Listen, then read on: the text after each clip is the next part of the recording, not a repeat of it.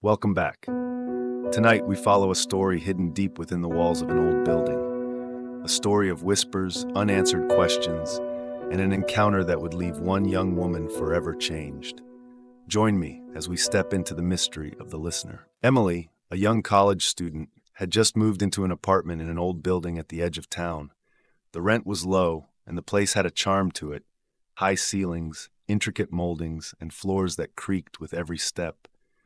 But from the moment she entered, she felt an odd sensation, as if the air itself was holding its breath, waiting. When the landlord handed her the keys, he offered only a cryptic remark: "If you hear anything unusual, best to let it be. These walls have seen a lot over the years." Emily brushed it off, assuming it was just an old man's way of scaring a new tenant. She had no idea what those words truly meant. The first night passed uneventfully, though the quiet felt almost too deep. As Emily lay in bed, she noticed a strange stillness in the room, as if every sound had been muffled. Just as she was drifting off, a soft tapping noise broke the silence. It was faint, rhythmic, coming from the wall next to her bed. She opened her eyes, listening, wondering if it was just the pipes or maybe an animal outside.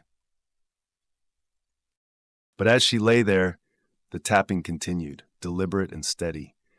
Her mind raced with possibilities, but she eventually convinced herself it was nothing more than the building settling. She fell asleep, unaware that this was only the beginning. The next few nights, the tapping returned, each time louder, each time closer, as if it were inching toward her bed. One evening, curious and a bit unnerved, she decided to tap back, a single, tentative knock. To her surprise, the tapping stopped, but only for a moment. Then a faint tap came in response. Emily's heart raced as she realized that the tapping was not random. It was responding to her. She told herself it was her imagination, but the more she listened, the more it seemed like a pattern. The taps came in threes, then paused, then resumed. She began to feel an inexplicable pull to the wall, as though something were calling to her from the other side. The next day, she spoke with her neighbor, an elderly woman named Mrs. Delaney. When Emily mentioned her apartment number, Mrs. Delaney's face grew pale. "Your apartment, that one belonged to him," she said in a whisper. "The artist. He kept to himself, never spoke to anyone. They say he disappeared one night, left without a word, but he was never seen again." Emily felt a chill as she listened. "Some say his spirit lingers there, trapped by his own obsession," Mrs. Delaney continued. "They say he was working on a final piece before he vanished, but no one knows what it was or why he was so desperate to finish it." Emily couldn't shake the feeling that the artist's work, whatever it was somehow connected to the tapping. That night, the tapping came again, more insistent, more desperate. Emily was both terrified and drawn to it, feeling as though she were on the edge of discovering something long hidden. She sat up in bed, staring at the wall, her mind racing. Finally, she tapped back 3 times. The response was immediate. Quick, sharp tap, followed by 2 slower ones.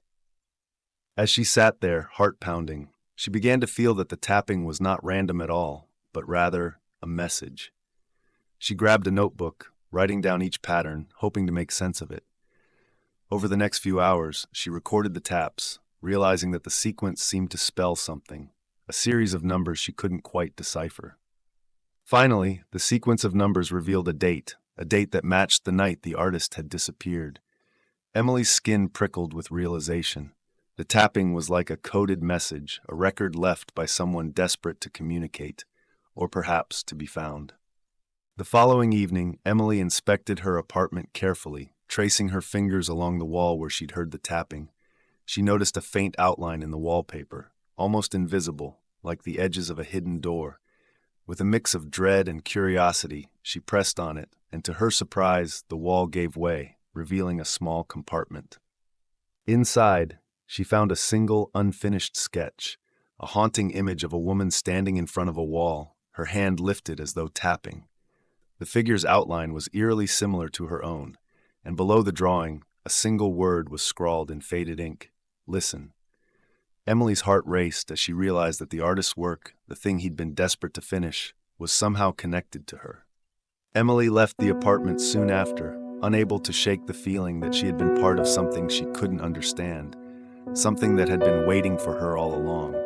She moved to a new place, but every so often, in the quiet of the night, She hears faint tapping, almost like a reminder of the mystery she had uncovered but never solved. Some say that certain places keep memories locked within their walls, moments frozen in time, waiting for someone to listen. And sometimes those who listen find that the story isn't over.